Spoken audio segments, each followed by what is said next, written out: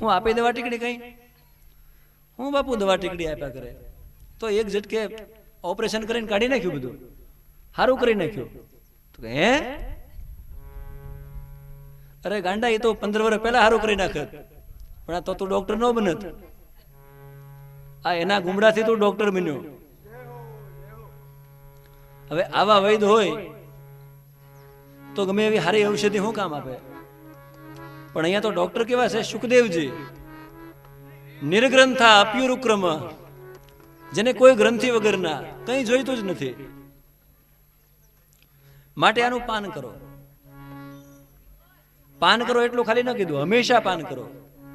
મુહુર હો રસિકા ભૂમિ ભાવુકા, વારંવાર પાન કરો. ત્યારબાદ ભગવાન વ્યાસજી આપણને નૈમિષારણ્યમાં